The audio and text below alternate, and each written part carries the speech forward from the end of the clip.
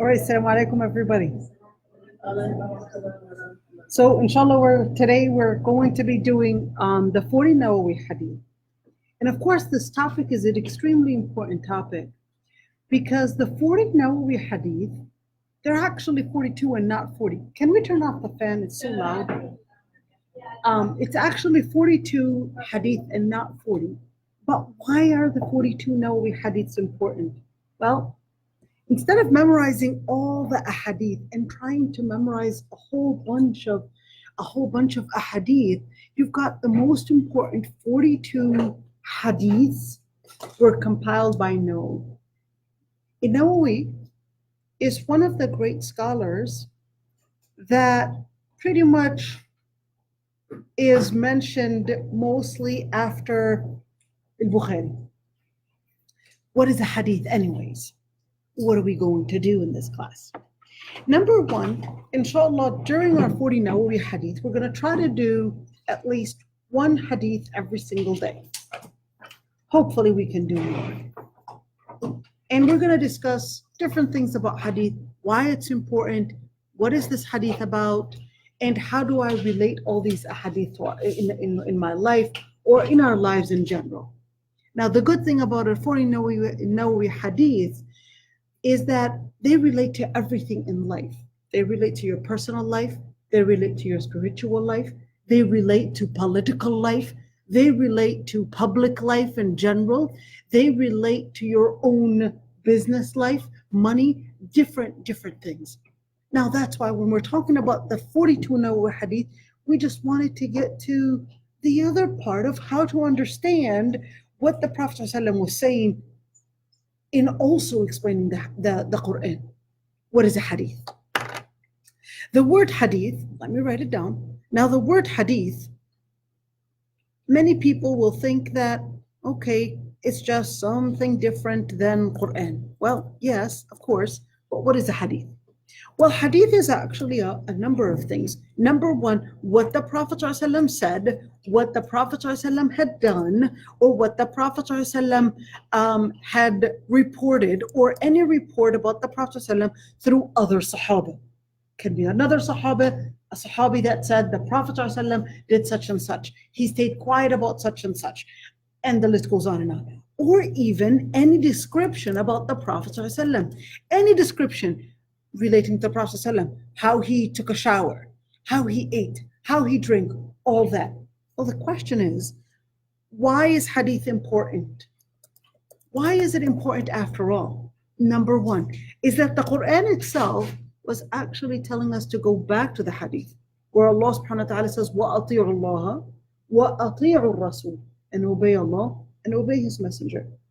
Meaning that hadith is actually as important as the Quran, because the hadith can explain the Quran, or it can go further and actually narrow or specify something. So it can specify or even narrow an issue, or can even give more detail on a matter. In other words, when you go back to the hadith, you can't say, I'm just going to say, take what the Quran says and forget about the hadith. Because if you wanted to do so, you're not going to be able to do your salah, because there's nowhere in the Quran does it tell you the details of salah. There's nowhere in the Quran that tells you about the details of zakat. Nowhere in the Quran does it tell you all the details and all the different things that break your fasting. And the list goes, that break your fast, and the list goes on and on. Now, same thing when we're talking about inheritance, and we're talking about the dressing and eating, and the list goes on and on. Now, when we look at hadith, many would actually think that the word hadith actually means sunnah. Well, this is a very common mistake, because although yes, hadith also means sunnah, but the word sunnah actually has different meanings depending on the science that it's used in. Meaning that something can be sunnah, meaning something is simply highly recommended. All right? Something can be sunnah to mean that it is part of the actions of the Prophet ﷺ. That's part of the actions of the Prophet ﷺ. Something can be a sunnah to mean just a path, or to mean the way that somebody had a habit of doing something. All these different things. And something can be sunnah. Something can be sunnah to also mean the reportings on the Prophet ﷺ. Now, one thing is that regardless when we say sunnah, if we talk about sunnah in our class, what we mean by it, usually, we actually mean by it that it's based on the reporting of the Prophet ﷺ. No scholar, no Muslim scholar whatsoever said that it is sunnah to follow sunnah. What does that mean? That it is just recommended to follow the sunnah. No. It is actually obligatory to follow the sunnah, meaning what? Meaning it is obligatory that we follow the hadith and we follow the Prophet ﷺ's reportings. It's obligatory. And this is something that all scholars had unanimously agreed upon. Now, when we say it is sunnah to do such and such, it can mean that it's highly recommended, or it can mean that that's what the Prophet ﷺ had done. Now, when we talk about Nawawi hadith, what does a Nawawi mean? Well, the word in Nawawi, we talked about the word hadith. What does his Nawawi mean? Well, Nawawi is actually the name of a scholar. And Nawawi himself was a scholar who was born 631 Hijrah. He was born in Syria. Now, sorry you guys, but this sometimes corrects itself. Meaning what? Meaning in Nawawi, his personal name is actually Zakaria, Abu Zakaria, and Yahya ibn Sharafuddin. But his nickname was Muhyiddin, but he hated using that name. Why Muhyiddin? Muhyiddin means the person that revives the faith. Now, this is a very common nickname that people use. Yahya, Muhyiddin, Nuruddin, Salahuddin. Those were actually nicknames and not the actual names. Somebody that is named Yusuf, their nickname would be Salahuddin. Somebody's name is Ahmad, he'll be Nuruddin. Somebody's name is Izzuddin, his name would be Mas'ud. All right, so the list goes on and on. These were just nicknames.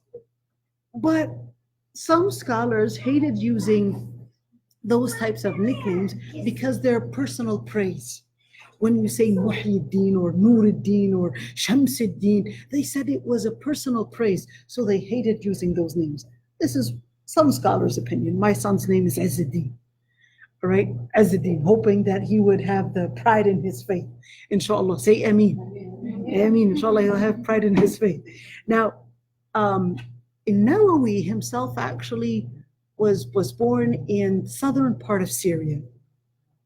But one thing about Nawawi, him being born in southern part of Syria, he was born like any other child, but his father was simply a businessman. His father was a businessman in the southern part of Syria, and his father made him work within this little store of theirs. Within this little store, Nawawi didn't necessarily just focus on buying and selling and just blend with the other kids and in the neighborhood, but instead he would sell, he would work in his dad's store, and at the same time he would continue memorizing the Quran. So within mid-teenage, he had already completed memorizing the Quran. But in Nawawi, continuing his life there, later he wanted to connect with other scholars.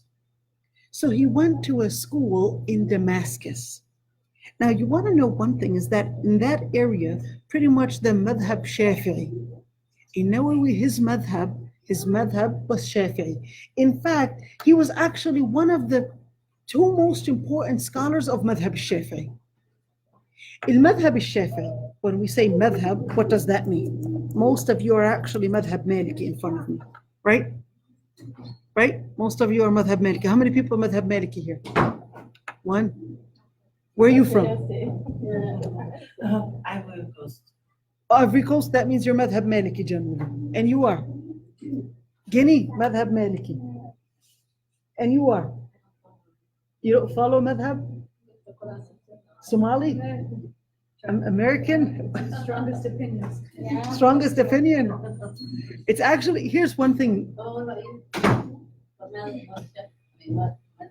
The girls in the back. Where are you guys from? What? Somalia. Somalis generally are Shafi'i.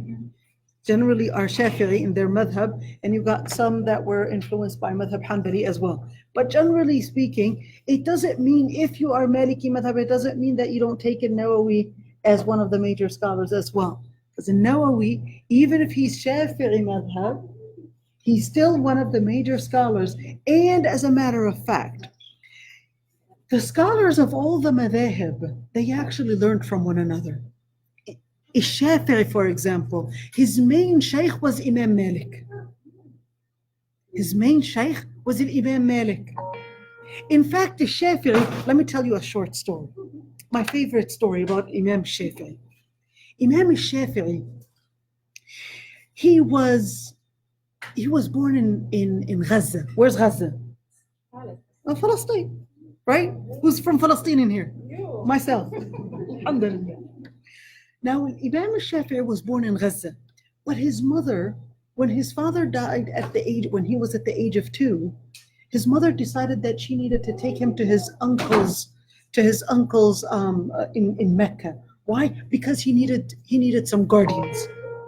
So there, Imam Shafi'i, his mother, when she took him back to Mecca, there, his mother decided that she wanted to enroll him.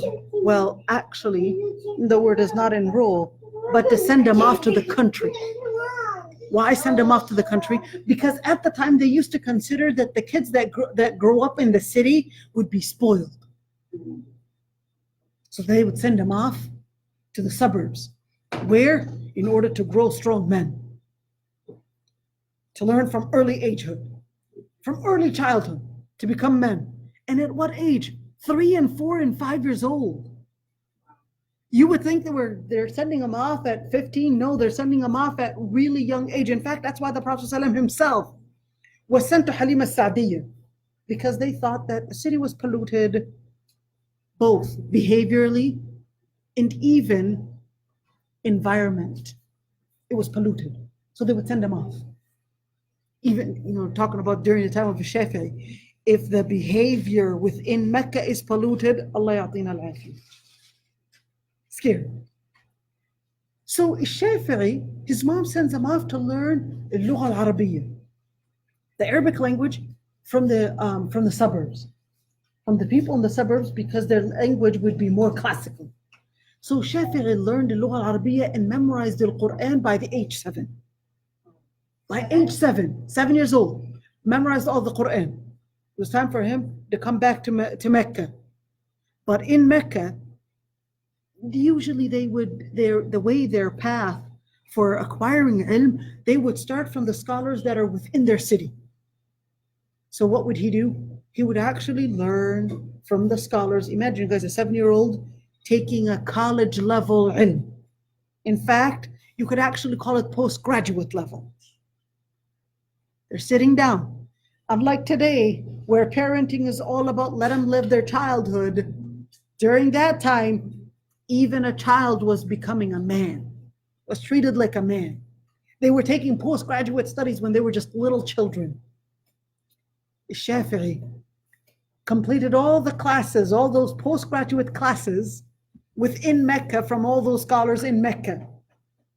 It was time for him to move out to the other scholars. So where does he go? Well, the mayor actually gets involved. The mayor of Mecca gets involved. It's time for us to give this boy a scholarship to go to the greatest scholar in Medina. The mayor of Mecca writes a complete note with his stamp on it. It's time for this student to graduate from here and go to the greatest scholar. Where does he go? He goes to Medina. But Imam Malik was the scholar in Medina, but nobody would dare mess with Imam Malik. As a matter of fact, his class was not a class where there were a lot of jokes or a lot of fun things.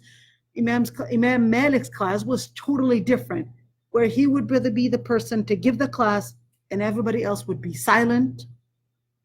If they had any questions, it would be at the end of the class. There wasn't much of a dialogue. It was just one hadith narrated after another and one matter of fiqh discussed after another. That is it. Unlike Abu Hanifa's class, where there was a lot of dialogue, there was a lot of explanation, there was a lot of discussion, but that's not how Imam Malik's class was going. Well, yet Imam Shafi'i did not join Imam Malik's class. He first needed Imam Malik's consent. So the mayor of Medina gets the note from the mayor of Mecca. Please have this student join your class. He was only 9 years old at the time. He's just a little boy. So the mayor of Medina prepares himself and prepares all his different important personnels within his government. We need to go for Imam Malik. Goes at Imam Malik, knocks at the door. Imam Malik, as his little maid, goes out. Can we help you? We have an issue that we need to discuss with Imam Malik, says the mayor. The lady comes in. Imam Malik tells his maid, tell him that if he had a question to ask, he can write it down and we'll make sure that we answer his question written. If he wants to watch any class or if he wanted to acquire ilm, he knows the timing for our classes, let him come at that time. This is the mayor. You talk to him like that. Yes. Ilm elevates people. It elevates those that hold it. So even the mayor himself was honoring Imam Malik. But the mayor said, no, it's actually a different matter. We need to see him personally. Imam Malik comes out, realizes that the mayor had a young boy. He looks at this young boy. His name was Muhammad ibn Idris al-Shafi'i. Looks at him and says, Ya fatak, ittaqillah fasayakunu laka sha'nun azim. Oh my son, have taqwa, because you're going to be a great person one day. Saw in his eyes. What's the first thing that he told him? He told him, have taqwa, because that is how you elevate your ilm. That's the first thing. In order to get ilm, the first thing you start with is that you have taqwa. Have taqwa, connect yourself with Allah subhanahu wa ta'ala, because Allah subhanahu wa ta'ala would enlighten your eyes, would enlighten your mind, would enlighten your heart, and that's your way for getting ilm. Now Shafi'i continues to get the ilm from Imam Malik.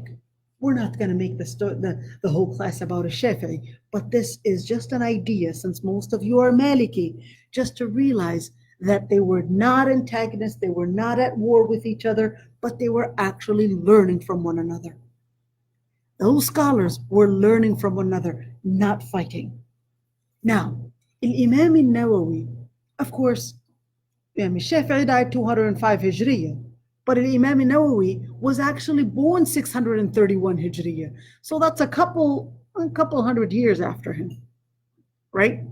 Imam al-Nawawi, like we said, grew up as a child in southern Syria, but Imam al-Nawawi, he was so keen on acquiring ilm that any food that would make him sleepy, he wouldn't eat it. He was so keen on acquiring ilm that he would use every single minute. In fact, Imam Nawawi didn't even get married. He didn't even have time. Didn't even have time. And for the sisters that aren't married, look, there are even brothers and scholars, male scholars, that had the chance to get married, but regarded that he had more time for other things. Now, one thing to say is that for al-madhhab al-Shafi'i, al-madhhab al-Shafi'i regards that acquiring ilm is more prior, or is prior to getting married, unlike the other madhahib. So that's why Imam al-Nawawi didn't necessarily get married, because he considered that talab al-ilm, or acquiring ilm, precedes and is a bigger priority than getting married. Talab al-ilm, seeking ilm. Now, Imam al-Nawawi, like we said, had his Shafi'i madhab, and a very important book, just a very important book. Anybody heard of Riyadh al-Salihin? Riyadh al-Salihin. Riyadh al-Salihin was actually compiled also by Imam al-Nawawi. Riyadh al-Salihin and al-Arba'in Nawawiyya, the 40 Nawawi hadiths. Now, one thing is that the 40 Nawawi hadith, they're actually not 40, they're actually 42. All right? And he pretty much focused on most of the hadith to be authentic. So pretty much all the hadith are authentic. The question is, what is an authentic hadith? What makes an authentic hadith? How do we know if there's a hadith, if this hadith is authentic or not? By the way, I forgot to mention that Imam Nawawi died 676 Hijriya. So he died 676 Hijriya. That's when he died. 676 Hijrah. Now, one thing is that the question is, what is a hadith sahih? All right. So when we say hadith sahih or levels of hadith, what is a hadith? What are the levels? Now, one level is sahih. So what does that mean? Well, for a hadith to be sahih, meaning authentic, there are certain rules for it. There are certain conditions for any hadith to be authentic. Number one is that the hadith must have a chain of narration, a complete chain of narration. When we say a complete chain of narration, now when we say a complete chain of narration, we're actually discussing the following with it. Number one is that each and every single one of those narrators is actually good in his deen, good in his deen, meaning that they're pious, all right? And each and every single one of these scholars had actually met one another, and each one of those scholars not just met with one another, but each one of those scholars actually has good memory to pass on the hadith. In other words, to make sure that every single one of these scholars knows and is exactly capable of passing on the hadith from one person to another. So in Arabic, we say mattasala. mattasala isnaduhu binaql al-adl al-dabit عن العدل الضابط إلى منتهى من غير شذوذ ولا علة. Hold on, من غير شذوذ ولا علة. I'm going to explain this one. So what does that mean?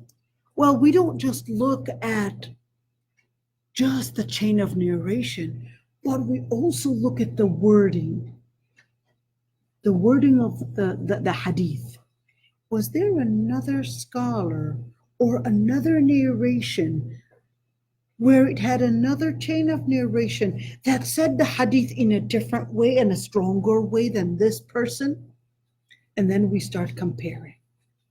Now, in order to make sure that each and every single one of these narrators is pious, has good memory, and then met with the other person that they narrated from, we actually have huge books of different profiles for all these scholars. And we're talking about 36 volumes, almost every single book. Al-Kamal is 36 volumes. And you're talking about some of them just huge profiles, just reading out the names. And those scholars of hadith are the ones to scrutinize these profiles to make sure that those people that are narrating the hadith are actually speaking of something that they had met the Prophet ﷺ and met the generation from one generation to another to the Prophet ﷺ. Well, I'm not going to stay so long on this. The other kind of hadith is called Hasan.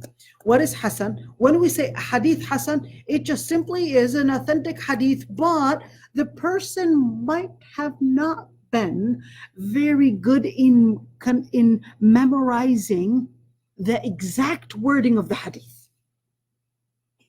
All right? But when we look at a hadith da'if, meaning a weak hadith, there are almost 69 kinds of weak hadith. Not all of them are rejected. But if any of those narrators is a liar, or is known to making up hadith, or is known to making up invented a hadith, those hadiths are totally rejected. There are 69 different kinds. But generally, some of those rejected hadith are based on the author, on the narrator, and some of them because of the matan, meaning because of the wording and how it differs from another stronger narration, and some of them because of the connection and whether they lived at the same time or not. All these are different things. Now, the 40 Nawawi hadith, they're all within the category of either Sahih or Hasan. None are da'if. All right, that's good news, and it makes it easy.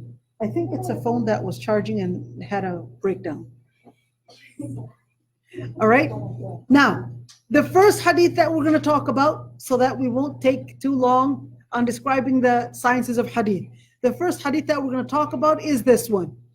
عن أمير المؤمنين أبي حفص عمر بن الخطاب بن نفيل بن عبد العزة بن رياح بن عبد الله بن قرط. We're gonna go faster. قال سمعت رسول الله صلى الله عليه وسلم. So he said, I heard the Prophet صلى الله عليه وسلم. إنما الأعمال بالنيات وإنما لكل امرئ ما نوى. فمن كانت هجرته إلى الله ورسوله فهجرته إلى الله ورسوله. ومن كانت هجرته إلى دنيا يصيبها أو امرأة ينكحها فهجرته إلى ما هاجر إليه. You guys, a very short hadith. Very short hadith. Now, here's a challenge. By the end of our course, if you memorize all the 42 Nawawi hadiths, you get $300. Agree? Yes. Agree? Yeah. And three hadiths. You want one per week? One per week. It's not bad. You know, some of them قال رسول الله صلى الله عليه وسلم or أوصني يا رسول الله قال لا تغضب, the end of the hadith. It's not bad. Yeah, then I saw the one. No, that بينما نحن جلوس عند رسول الله. Memorize the first line, or they have to memorize the whole? Just memorize. Just memorize قال رسول الله صلى الله عليه وسلم إنما الأعمال بالنيات. Just the method. That's it. All right? That's it. But you have to know the whole thing. No, just do this one. Just the line. Okay. Yeah, just do إنما الأعمال قال رسول الله صلى الله عليه وسلم إنما الأعمال بالنيات. That's it. You don't have to memorize the narrator and متفق عليه and all that. You guys, alhamdulillah, mashallah, my own son, 4 years old, he knows all of them by heart. It's really easy. And by the way, right now there are actually YouTube videos. You can just have it read and just listen to it on and on and on, and in a very beautiful recitation, very nice. Just put 40 Nawawiyya and just listen to them all the time, and they'll actually get stuck in your head. Trust me, once you memorize the 42 Nawawi hadiths and you know the ilm in it, you'll be able to give pretty much any class on Islam. Very simple.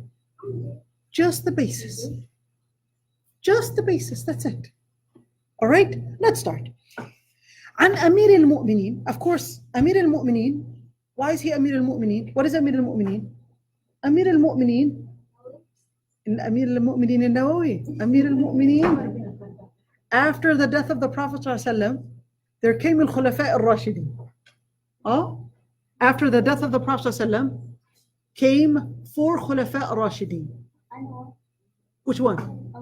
Abu Bakr as-Siddiq, Umar ibn al-Khattab, Uthman ibn Affan, and Ali ibn Abi Talib. All right? Those are the first Khulafa al-Rashidin. You guys, you gotta memorize these names. Let me just write them down. Okay, al-Khulafa al-Rashidin. You guys, this is really important because it actually acts as your own history. This actually acts as your own history. So the Prophet ﷺ died at what year? You guys only accept money for prizes? 11-year hijrah. 11-year hijrah. Ahsanti. The Prophet ﷺ died 11-year hijrah. After the death of the Prophet ﷺ, there came al-Khulafa al-Rashidun. The-Khulafa al-Rashidun, all right? Khulafa al-Rashidin. Okay, who are they? Abu Bakr. Okay, Abu Bakr as-Siddiq ruled for 2 years. Ahsanti, who said that? Abu Bakr as-Siddiq ruled for 2 years. Umar ibn al-Khattab ruled 13 years, well, 8 years. 8 years.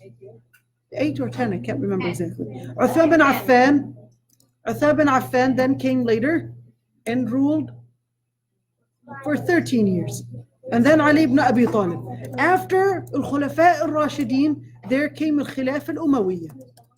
Al-Khilaf al-Umayyah actually ended what year? 132 Hijrah. And later came al-Khilaf al-Abbasiyah. The Khilaf al-Abbasiyah, when did it end? 656 Hijrah. All right? 656 Hijrah. And then Khilaf al-Abbasiyah turned into Khilaf al-Mamalik. And then it came into with al-Ayyubiyin al-Mamalik, and then the list goes on, and then al-Salajiqa, and the list goes on. And then later, of course, al-Uthmaniyya. Let's just at least leave it up to here. All right? Now, Amir al-Mu'mineen was actually a laqab. It was actually like a nickname that he is the Prince of the Believers. The Prince of the Believers. That was Amir al-Mu'mineen. That was the name that they used to call every single Khalifa. Amir al-Mu'mineen. All right, every single Khalifa. So Amir al-Mu'mineen, he's like the prince. Why? Or the leader. Because the Prophet ﷺ said every two that go together, there has to be one leader. How is it with the whole community? So there has to be a leader. You can't just go like that. Who's going to lead? Who's going to make the decisions? Now, Amir al-Mu'mineen, because he was making decisions, political decisions, military, and the list goes on. That was Umar ibn al-Khattab. Who's Umar ibn al-Khattab? Abi Hafs. Abi Hafs is not necessarily his son's name. That was just his nickname. It wasn't his son's name. All right? Abi Hafs, Umar ibn al-Khattab. Umar ibn al-Khattab was the 40th to become Muslim. Around the 40th to become Muslim.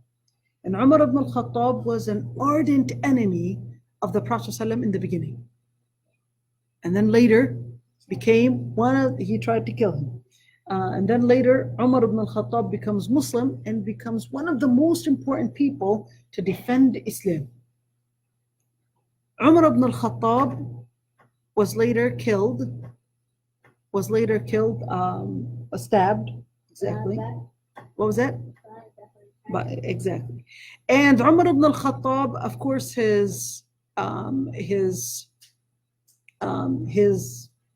action in the Prophet ﷺ, in fact, called him, and based on the hadith that was narrated by Hudayfa ibn al-Yaman, that the Prophet ﷺ said that the fitan are going to continue until a certain door is broken.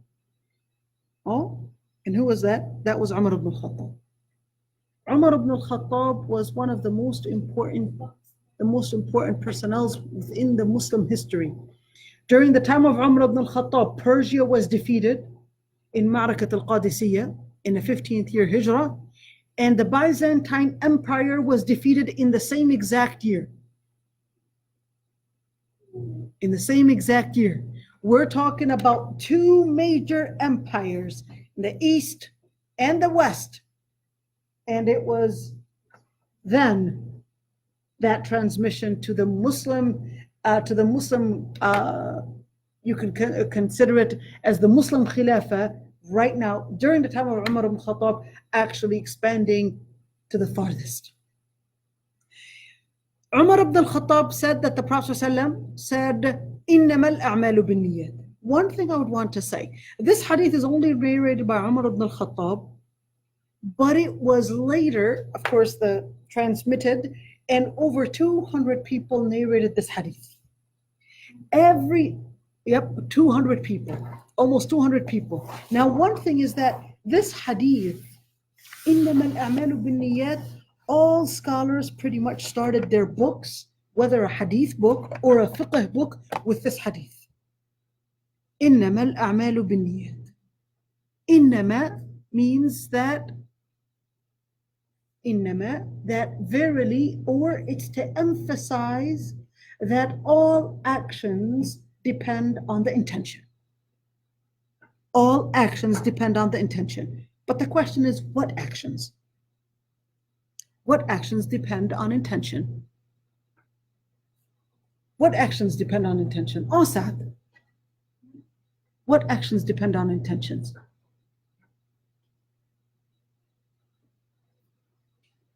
Now, notice one thing, is that when we say إِنَّمَا الْأَعْمَالُ, إِنَّمَا means it's emphasizing. Al-a'mal, all actions. Where did we get the all from? The article al. Al-a'mal. A'mal means actions. Al, the actions. All the actions, meaning it includes all actions. But many scholars actually emphasized it and said that it relates to actions relating to worship. But when we talk about actions that relate to other than worship, let's say I'm actually driving my car, and instead of starting to put drive, I accidentally put reverse. I hit the gas and the car goes backwards and it kills somebody. Alhamdulillah, that never happened. All right? Now, did I intend to kill the person? No, I didn't.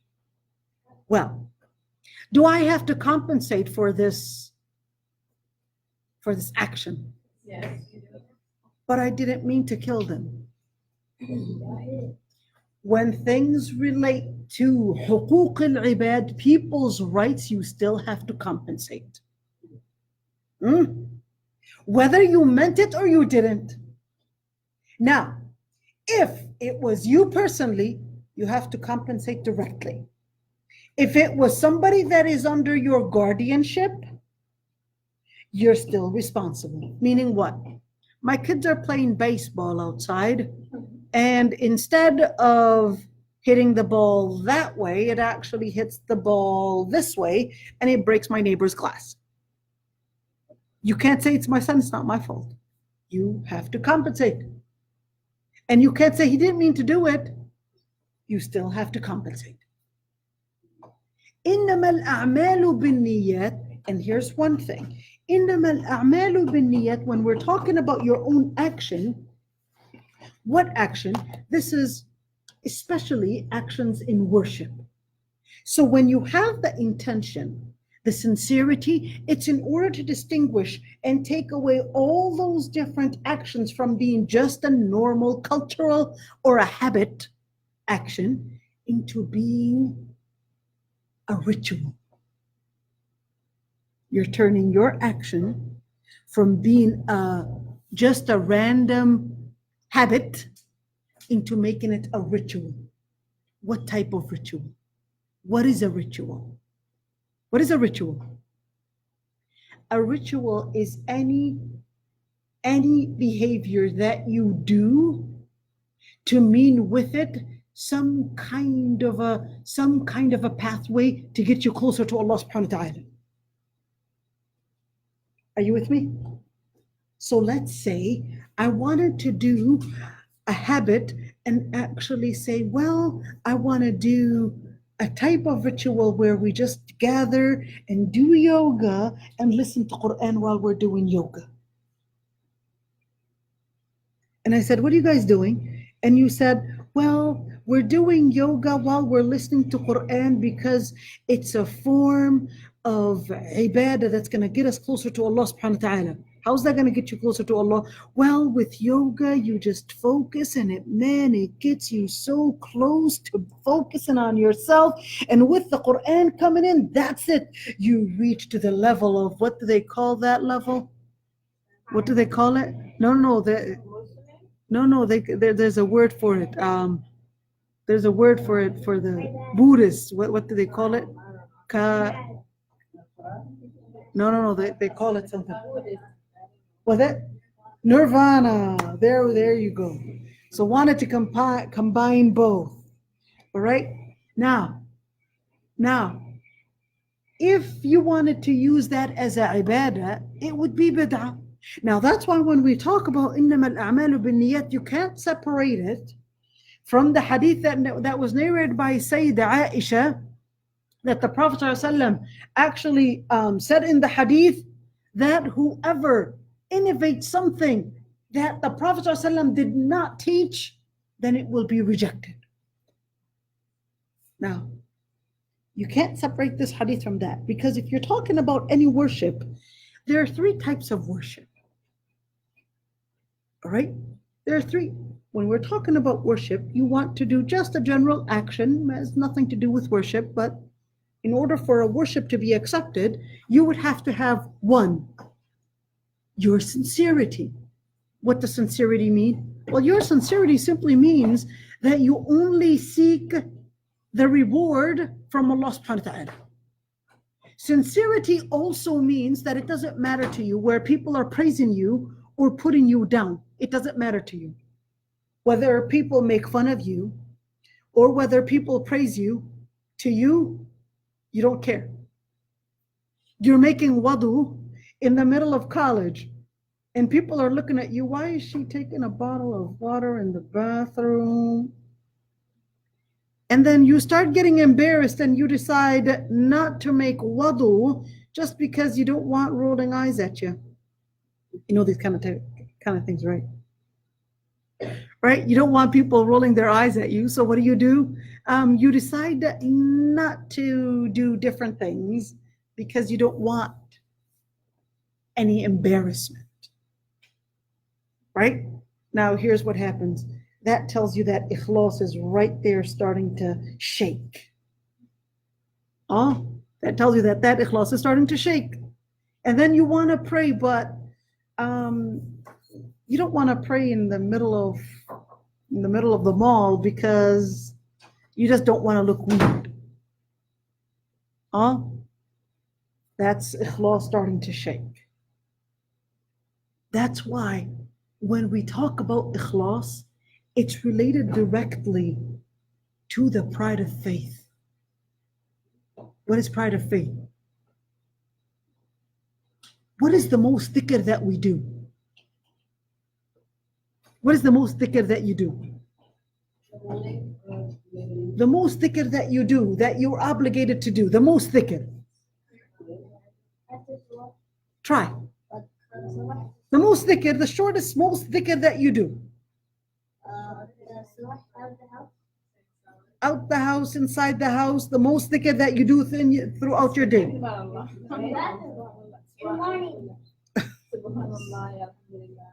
The most dhikr, there's something else that you do even more.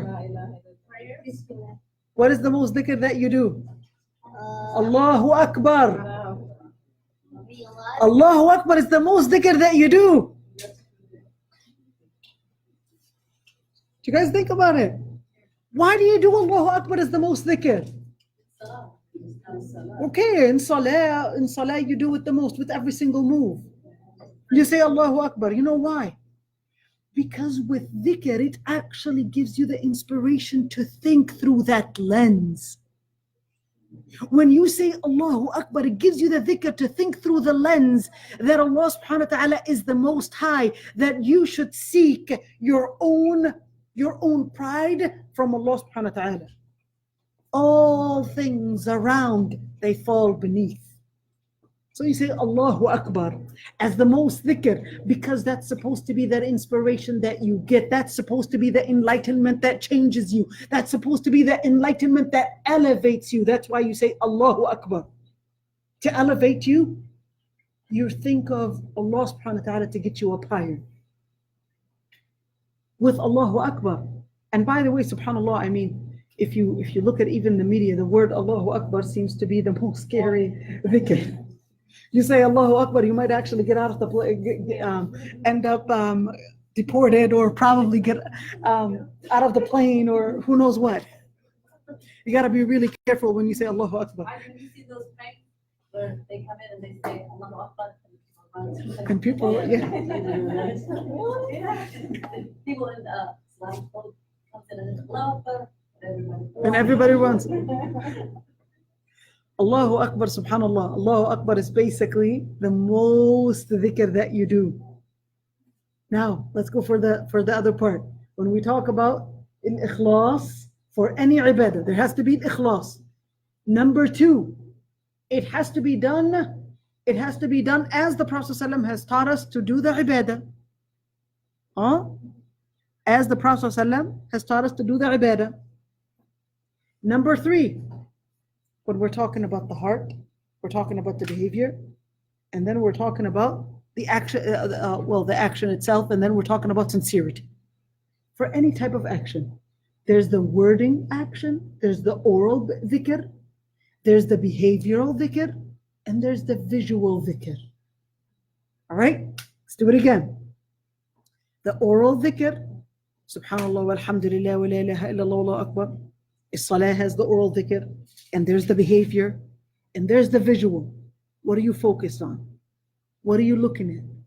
And also, in terms of even spirituality, a moment of dhikr can mean a moment يتفكرون في خلق السماوات والأرض ربنا ما خلقت هذا باطلا.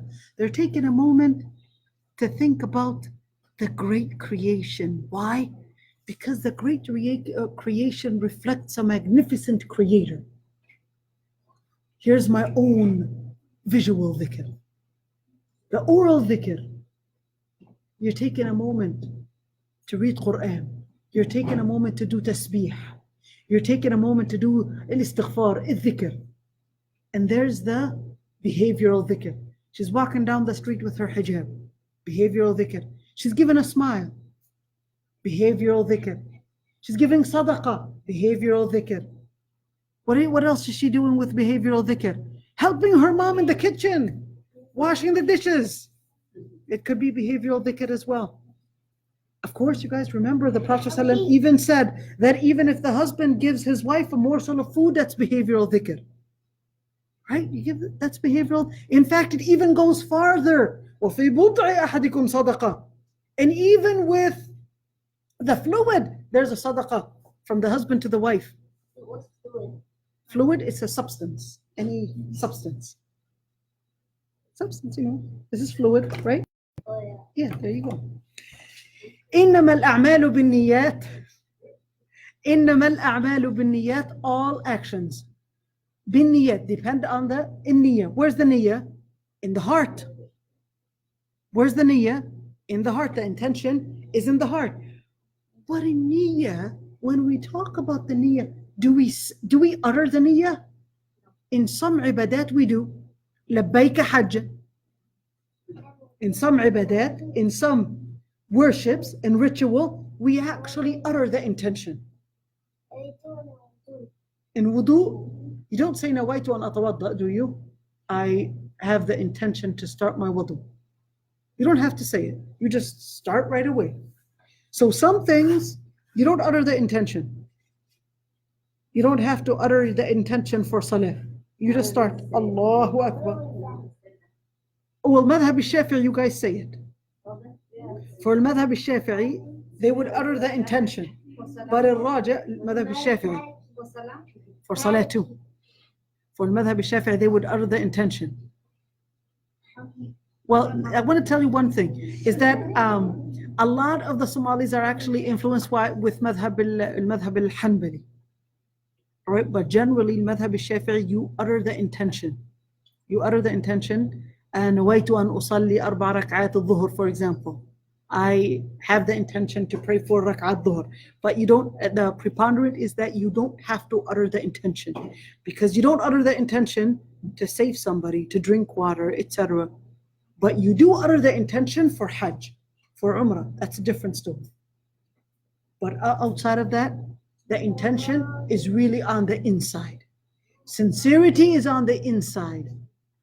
إنما الأعمال بالنيات وإنما لكل امرئ ما نوى. By the way, this hadith, the scholars actually said that this hadith is 2/3 of Islam.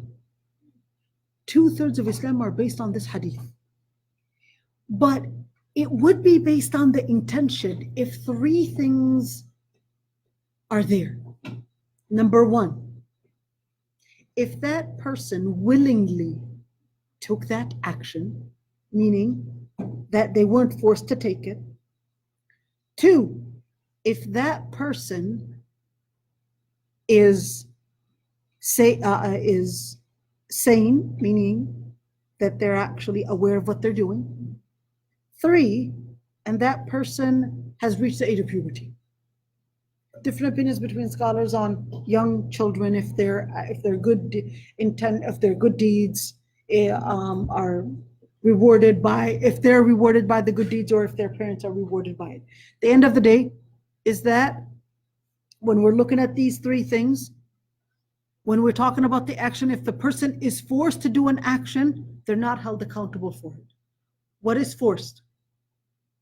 What does it mean to be forced to do something?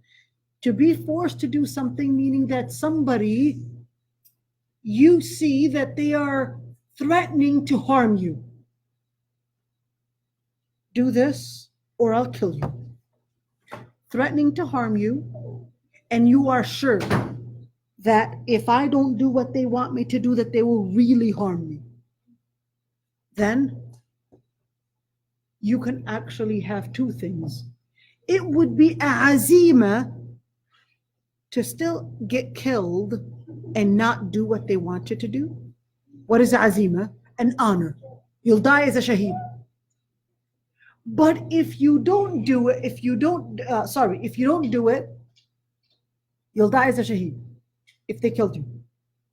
But if you did do it, but your intention was you don't want to do it, but you're just being forced, you're not held accountable. Are you with me here? I'm thinking of examples. Oh, thinking of examples. Let's think of an example. Well, there were So- others held in prison that Yep. were forced to eat.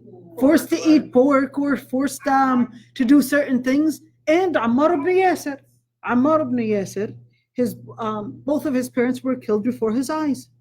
What did he do? He couldn't stand up to the torture, so he eventually said what they wanted him to say, which is to praise the idols. And he did. And the ayah was revealed in Surah Al-Nahl, إِلَّا مَنْ أُكْرِهَ وَقَلْبُهُ مُطْمَئِنٌ بِالْإِيمَانِ, except those that were forced, but their hearts are filled with faith. All right? Now, إِنَّمَا الْأَعْمَالُ بِالنِّيَّاتِ. When we talk about al-a'mal generally, most scholars focused on ritual. But al-a'mal can also include every single action. Like we said, وَإِنَّمَا لِكُلِّ امْرِئٍ مَا نَوَى, and every single person, whatever they did, what they will be rewarded for is what they had intended. What they will be rewarded for is what they had intended. It's all based on the intention. How much of sincerity did you have for it? إِنَّمَا لِكُلِّ امْرِئٍ. Imri'in actually means every human. مَا نَوَى, whatever they intended. فَمَنْ كَانَتْ هِجْرَتُهُ إِلَى اللَّهِ وَرَسُولِهِ. Whoever has their hijrah. What is hijrah? There was a story behind this hadith.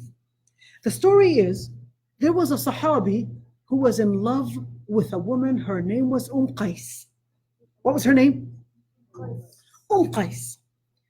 Now this man during the time of the Prophet ﷺ, migrating to Medina was obligatory. Every single Muslim was obligated to migrate to Medina.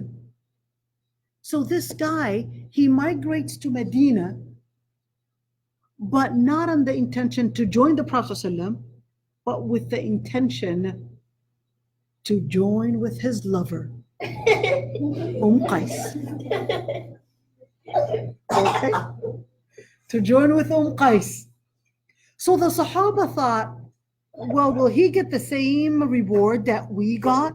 His intention was really to be with the lady that he loved. Does he get the same reward?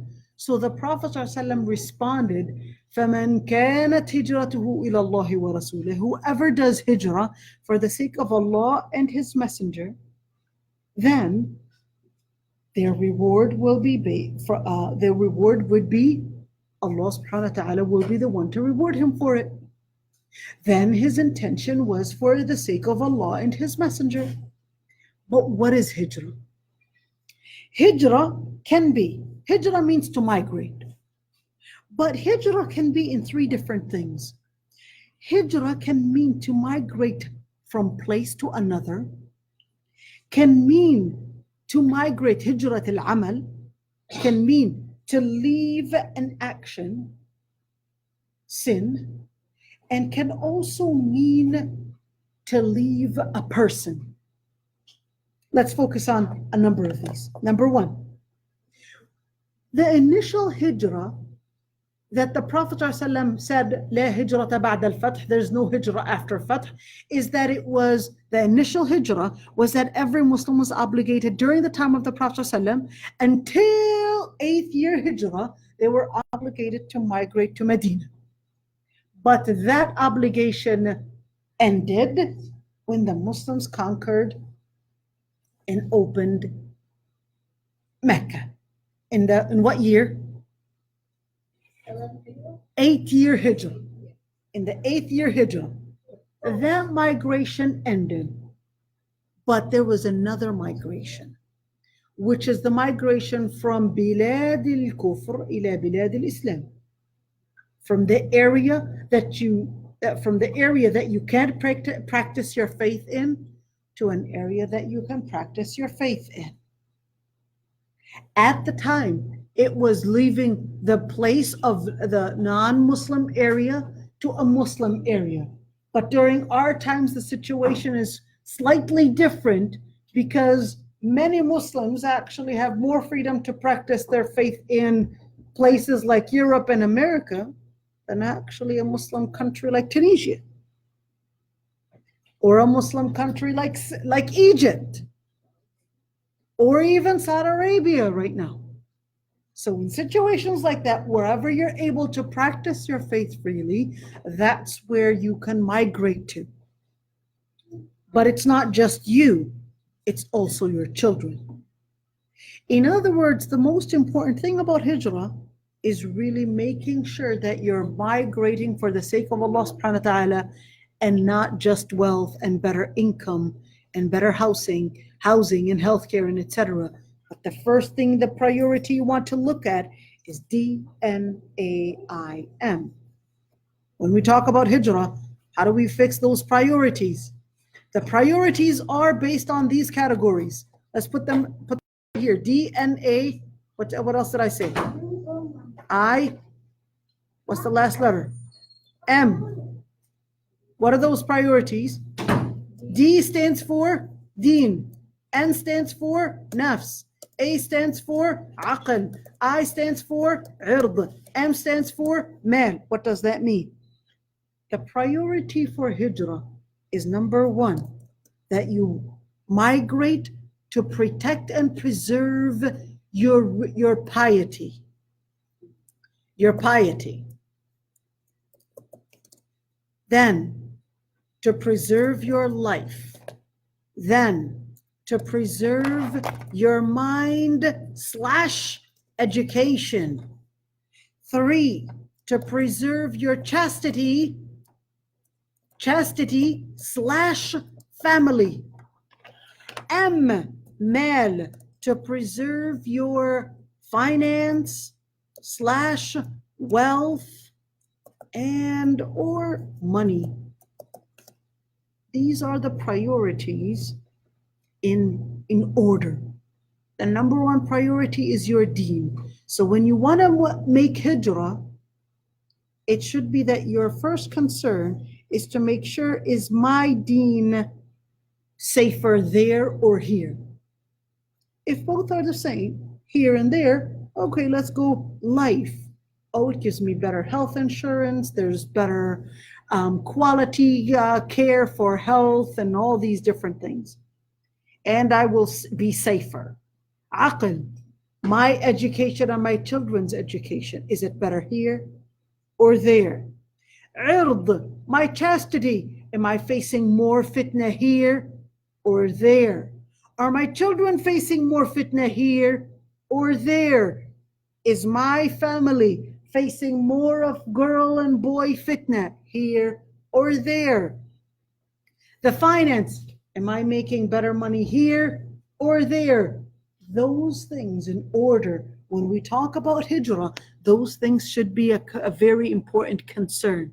When we want to talk about hijrah and what country to decide as a priority, or which city, or etc., those should be the priorities. Now, the other part, which is al-hijrah for an action. What does that mean?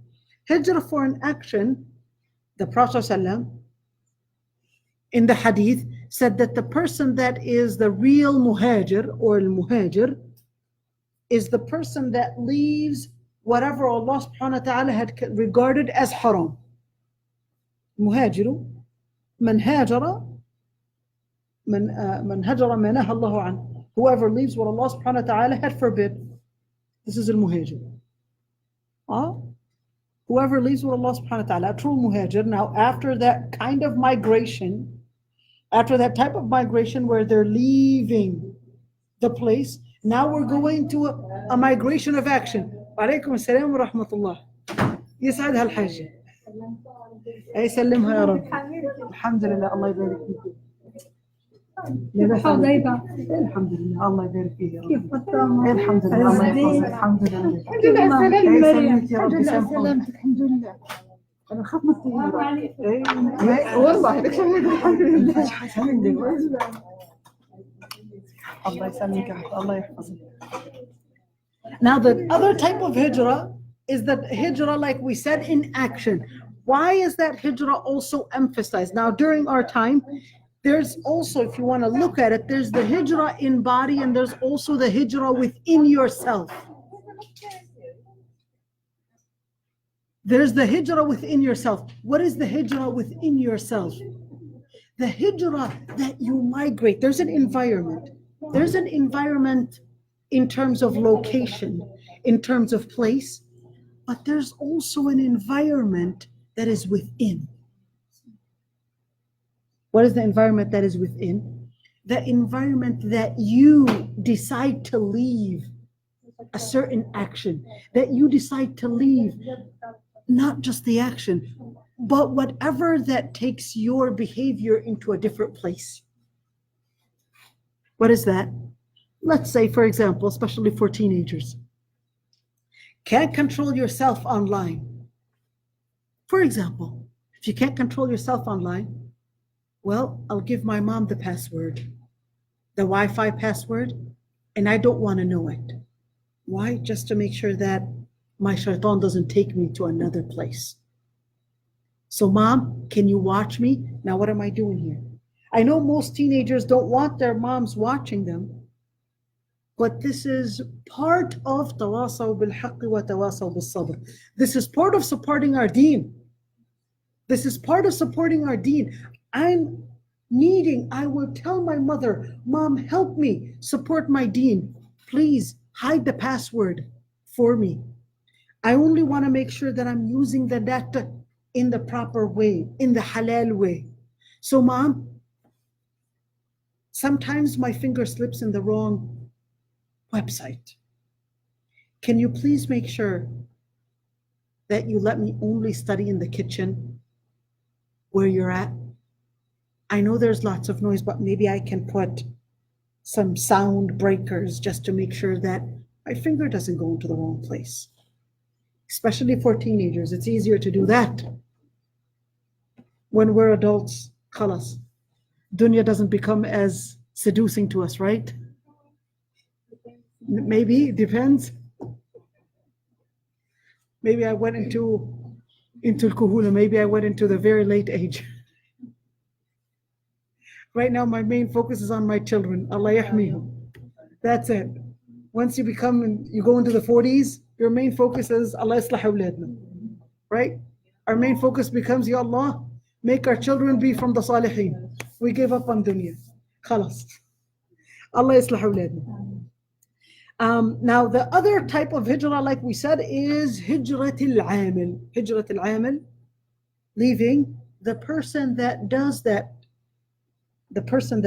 those wrong actions. Meaning what? So we're leaving the place, we're changing the environment. Remember that man that killed 100 people? What was the condition that scholar gave him in order to get his repentance accepted? Hijrah, to leave the place. Why? Because it has a major impact on how you train your spirituality. 2, the environment. What are you focused on?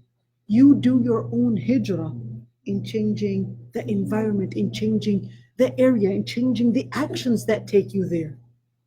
You gotta do that. And by the way, there's something beautiful about Sufi teachers, is that there would be a mentor. The teacher would mentor a murid, the students. Yeah, sometimes it goes way off track, but many times it goes into a beautiful direction where the teacher is mentoring the student to make sure that they're guiding them into a direction where they're focused on their deen. So we'll tell them to change their friends, we'll tell them to change their school, or might even go farther to tell them to change their password or laptop or whatever it is to help them focus on their deen. This is very beautiful, by the way. And unfortunately, in our postmodern age, this is called policing. No, it's actually part of al-amr bil-ma'ruf wa nahy an al-munkar. It's not policing. Al-amr bil-ma'ruf wa nahy an al-munkar is actually part of tawasaw bil-haqq wa tawasaw bil-sabr. It's actually part of supporting our own deen, supporting ourselves in our own deen, because we need that sisterhood and brotherhood. Sisterhood and brotherhood, it's actually a ibadah itself to help us focus on our deen. It's not just on our dunya, where I need some money, I'm missing out on some few dollars, but it's actually I'm missing out on some hasanat. My fingers slip on the wrong website every once in a while. So what do I get? I get a brotherly or a sisterly advice or support to help me go into the right direction. Hijrat al-amal, هجرة العمل، هجرة العمل المكان، and هجرة العامل. Let's do it again. هجرة, place, the action, and the person or the people. Leaving the people and changing your friends has a very major impact on who you are, and has a major impact on you getting your spiritual elevation in order to go up higher. Now, when we look at فَمَنْ كَانَتْ هِجْرَتُهُ إِلَى اللَّهِ وَرَسُولِهِ, whoever's hijrah is for the sake of Allah and His Messenger, then Allah subhanahu wa ta'ala will reward them for that intention. Now the other part, وَمَنْ كَانَتْ هِجْرَتُهُ لِدُنْيَا يُصِيبُهَا, and whoever's hijrah, whoever's migration, whoever's action was for anything related to dunya, get a higher pay, something related to dunya, fame, who knows what. لِدُنْيَا يُصِيبُهَا, for any kind of gain in this dunya. أَوْ امْرَأَةٍ يَنْكِحُهَا, or a woman to get married to. Now the word يَنْكِحُهَا, it doesn't necessarily mean intimacy. ينكحها can also mean to get married, just the marriage contract. In fact, the word nakaha in the Quran in all the times except once, it meant the marriage contract. Except once, it meant the actual intimacy or the intercourse. Only once, but in all the times, it meant the actual marriage contract. أو امرأة ينكحها. So if the migration for the sake of getting married to a woman, طب why talk about a woman? One is that the incident when the Prophet ﷺ said this hadith was related to an event that happened, which is the guy that was in love with that Qais. Number two is that the Prophet ﷺ was giving an example of what it means to migrate for the sake of dunya. You're doing it for the sake of just getting married. But here's a question. What if that person was seeking a halal marriage? They're seeking a halal marriage. Well, they're just seeking a halal marriage. They're not necessarily wanting to, they don't want to do something in haram. So she's, or he is going to the girl's house in order to get married, to seek the father, the girl's father, etc. Is this haram or halal? Will they get rewarded for it or not? Yes, no. Yes, they'll get rewarded because it was to seek halal ways. But I have a question. Mhm. Will they get the same reward as those that migrate for the sake of Allah and the intention was to get married? Beautiful Well, that would question. Let me tell you one thing. There is a hadith where the Prophet ﷺ, during the Battle of Tabuk, the Prophet ﷺ actually said that there are people, every single time you go into a valley and you go out the valley, that there are certain people that are in Medina getting the same reward as you.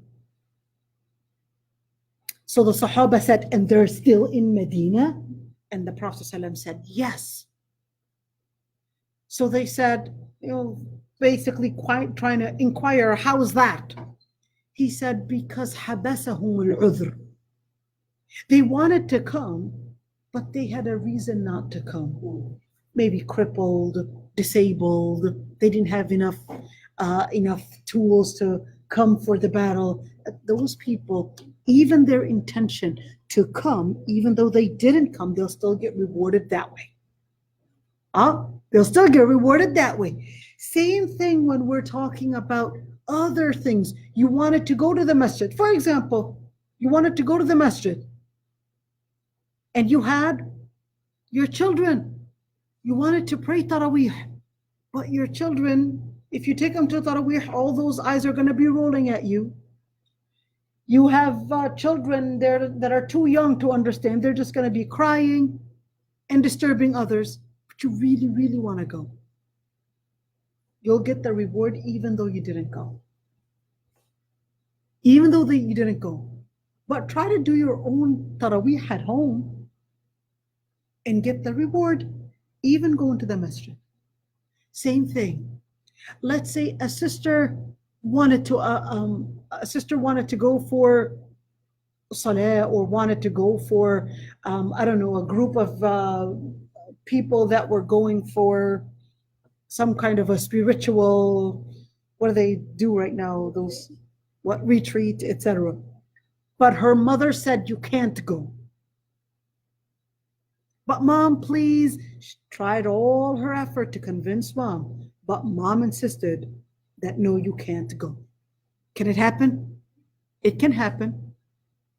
Allah subhanahu wa ta'ala will replace you for leaving that retreat just because you wanted to obey your mom. Allah subhanahu wa ta'ala will replace you halawat al-iman, the beauty of iman you'll find in your heart.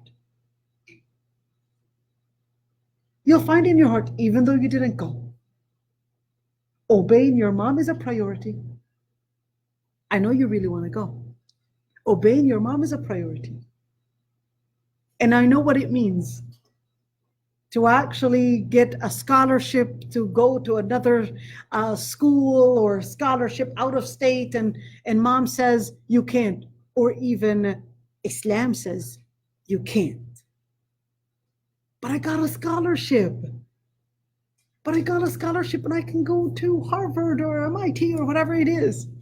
And I got a scholarship. Am I going to turn it down because Islam tells me I have to go with a mahram, or I have to be where fitna is not around me? Yes.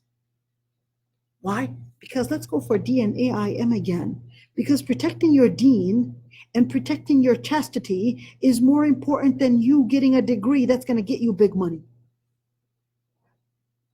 I know how it feels, girls. I got so many opportunities and I had to turn them down just for that. Man, did I cry. I know how it feels. But at the end of the day, is that Allah subhanahu wa ta'ala tells you protecting your deen and protecting your chastity is more important than getting a degree to get big bucks or big money. Let's continue. أو امرأة ينكحها فهجرته إلى ما هاجر إليه. Then they migrated for the sake of that dunya, then they'll get that dunya. They'll get that dunya. And this is sunnah al-kawn. You'll get the dunya. You'll get the dunya if you actually work on getting that part of dunya. You make a business. You work hard on your business. You make your business get bigger, and you work a lot on money management and all these different management. Well, that's going to pay off. Your business is going to go successful. Right? Simple. This is dunya. It'll pay off. Same thing when we're talking about akhirah. You manage your akhirah, it'll pay off. Is it haram to manage a business? No. It's not haram to manage a business. In fact, Abu Hanifa was a businessman. A lot of the Sahaba, Abdurrahman ibn Auf was a businessman. And Abdurrahman ibn Auf was one of the 10 Mubashareen bil Jannah, by the way. Right? All right. Now, here's what we're going to do. I'm going to read the hadith several times just so that we can read it, and we'll give opportunity for you guys to read it, and in order for us to memorize it by next week. Ready? Yes. All right. I'm not going to read the whole name. So I'll just say, عن أمير المؤمنين أبي حفص عمر بن الخطاب رضي الله عنه قال سمعت رسول الله صلى الله عليه وسلم يقول إنما الأعمال بالنيات. إنما الأعمال بالنيات. إنما الأعمال بالنيات وإنما لكل امرئ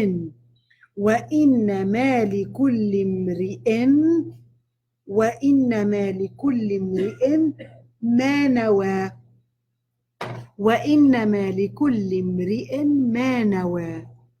فمن كانت هجرته إلى الله ورسوله فهجرته إلى الله ورسوله.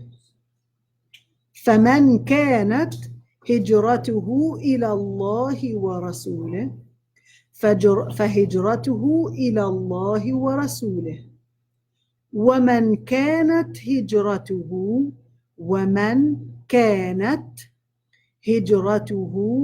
لدنيا يصيبها. ومن كانت هجرته لدنيا يصيبها أو امرأة ينكحها فهجرته إلى ما هاجر إليه. أو امرأة ينكحها فهجرته إلى ما هاجر إليه.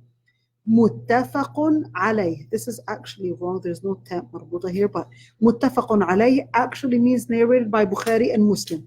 And that's the highest level of authentic hadiths. All right? Who wants to read it? Do you have that in Arabic with marks on it? With tashkil, you mean? Yeah, we can see that. We'll find something like that. Tikram aynak. Let me see. I'm sure I can find it. Can we purchase the book too? Is there a book? There is a book, but I don't have it with me right now. Yeah, there is a book. Yeah. I have them all in my house. Yeah, it's available. I mean, I have them all on my computer. Oh, they're available. They're really easy to find. Here we go. Here's one copy. See? Here we go. Is this better? Too small? We can make it bigger. Say picture. Or we can actually go here. We can go here. And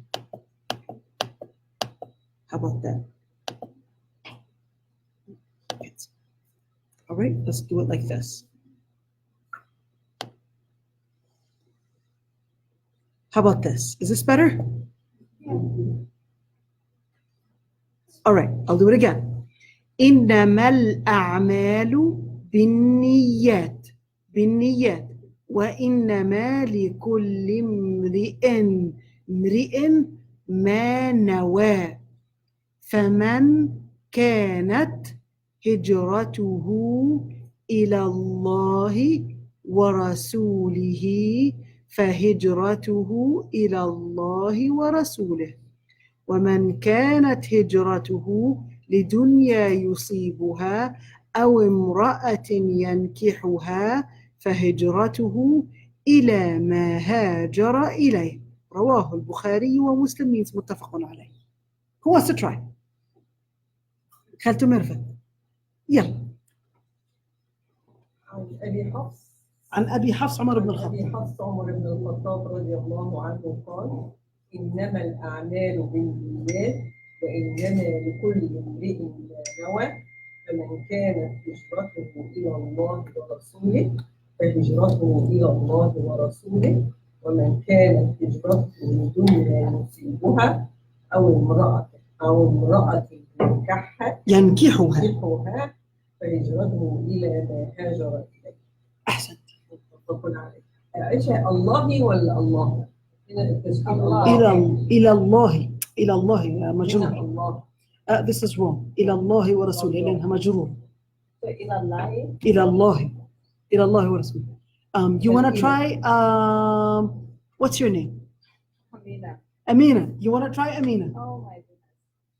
Oh my goodness. How about this? I'll read. You guys repeat. Ready? You want to try? Yeah. All right. Go ahead. Okay. What is the first one? إنما. Abu Hafsa. عن أبي حفص. عن أبي حفصة. Not حفصة. حفص. حفص. You can say عن عمر بن الخطاب. Let's do it that way. عمر بن الخطاب. What is the next one? رضي الله رضي عنه. الله عنه أننا قال. سمعت رسول الله. رسول الله. صلى الله عليه وسلم. That's fine. إنما الأعمال بالنيات. بالنيات. وانا press on. بالنيات. وإنما لكل امرئ ما نوى. فمن كانت هجرته إلى الله ورسوله فهجرته إلى الله ورسوله ومن كانت هجرته لدنيا يصيبها أو امرأة ينكحها فهجرته إلى ما هاجر إلى ما هاجر إليه. الله ما شاء الله عليك. Good job. That was very good. You want to try, Sister Maimuna? Okay, yalla. I'm going to start here. Okay, That's fine. That's okay. That's okay. إنما الأعمال بالنيات وإنما لكل امرئ ما نوى فمن كانت هجرته إلى الله ورسوله فهجرته إلى الله ورسوله ومن كانت هجرته لدنيا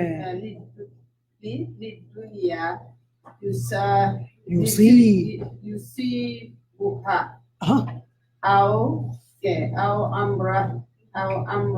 أو امرأة امرأة أو امرأة أو امرأة ينكحها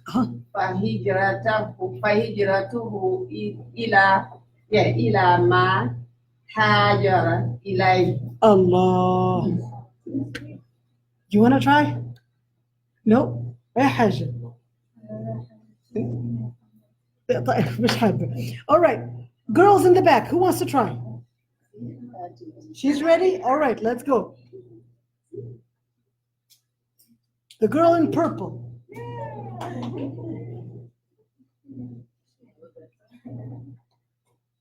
Fatima.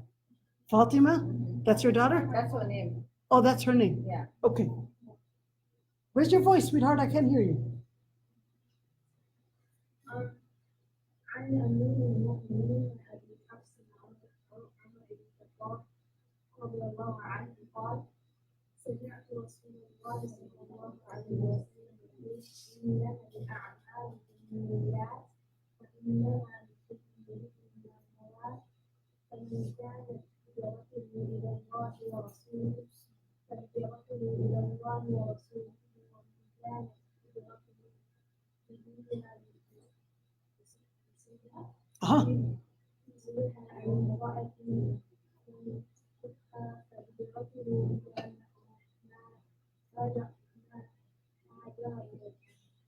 Fatima is your name? How old are you, Fatima? 19. Fatima, so I'm going to ask you to do something. Fatima, you have no choice but to memorize the 42 Nawawi Hadith. If she hasn't memorized it, then I think. You already have it memorized? No? Okay. But you have no choice but to memorize it. You got to promise me and promise yourself to do that. MashaAllah, you've got authentic pronunciation. Yeah. Do you speak Arabic? You studied Arabic. MashaAllah alayki. You got authentic pronunciation. So, memorizing the Quran. Yeah, she memorized. Ahsanti. She memorized the whole Quran. So now, since you memorized all the Quran, now we're just going to go for the 42 Nawawi Hadith. We're not going for Sahih al-Bukhari yet, okay? All right. So end of our class, you guys. Inshallah, next week, we're going to go for Hadith number 2. And that Hadith is exciting, inshallah. We're going to go in detail with that. Yes, ma'am. Dianbu is your name? Yes. Dainabu. Yeah. For when you say like when we're hearing like they say we say sallallahu. Yeah, we do say sallallahu alaihi wasallam. Oh, you mean this one? فَهِجْرَتُهُ إِلَى اللَّهِ وَرَسُولِهِ? No, you don't say خلاص فَهِجْرَتُهُ إِلَى اللَّهِ وَرَسُولِهِ. You don't have to say sallallahu alaihi wasallam. That's it. All right. وَسَلَامُ عَلَى سَيِّدِنَا Muhammad. We'll see you all next week. Any questions about the way we're running our class? Any questions? Don't we have to pay upfront? That's not me that takes care of that. It's Not today. not today. It's her. By the way, we do have